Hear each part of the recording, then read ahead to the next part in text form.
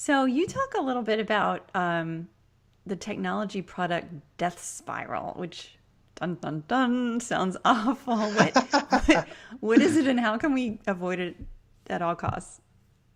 Yeah, so the death spiral is when I was first started writing about this topic a couple of years ago, that phrase came to mind, and it seems to describe this process that this evolution that a lot of people go through where, let's say you've got an app idea and you decide, gosh, I must know somebody that can help me get this thing off the ground. So the first thing you do, first thing a lot of people do is that they'll go and look for, they'll talk to all of their friends who they know are engineers of some kind and say, hey, can you just help me get the first version of this done? And, I can't pay you anything, but if you can help me, when we all get rich, you'll be rich with me.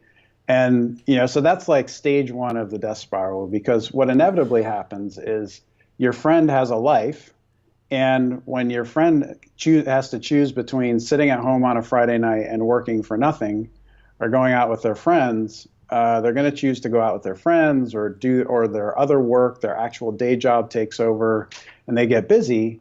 And you don't have all of a sudden that friend who you're counting on to get your application built for you and get your first version out, and all of that sort of evaporates. And so that's what I call stage one, which is like the free friend stage. And so what a lot of people will do in stage two is that they'll then say, oh, well, okay, it wasn't the free friend, but I can't afford to hire anybody, and I don't have a technical co-founder, so I'm just going to go hire an offshore firm because I've heard that you can get that done cheaply, and so they'll do their best to find the right offshore firm, and they may find a really great firm that can do the work for them, but they have no idea how to manage the process of getting others to do work on their behalf. Right. And so that's when you start hemorrhaging cash typically, is you start spending money, you don't know the process, and all of a sudden you're getting work back and it's not what you're expecting. And now you're into this cycle of frustration, which eventually leads to anger. And so that's really the second stage. Yeah, And and you talk about lighting money on fire, and that's a great way to do it, right? I mean, you can burn through, absolutely. if you have even a little bit of money set aside for this project, you can burn through that really quickly and then not have any product to show for it.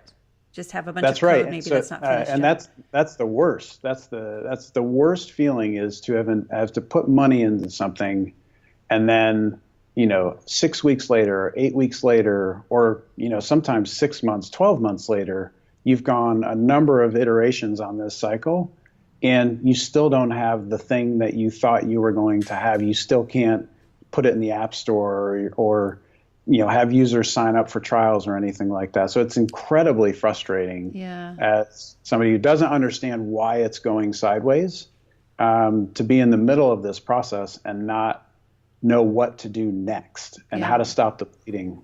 So yeah, and then the third step is, if you get frustrated enough but you're still persevering, typically the next thing people try to do is, oh, well, the problem was I was working with this offshore firm, and all people offshore are crooks, and so that's not going to work. And you start to develop this really negative view of that whole universe. You say, well, maybe I just need somebody that's located where I am, and you go hire a firm that's local, and that's when you really start spending money. Particularly if I know your audience is worldwide, but if you're in the U.S. or someplace like that, and you're spending $150 an hour on an onshore firm to build your application, gosh, the money goes so quickly. Yeah. And you have to be right. You have to be right about everything when you're spending that kind of money, because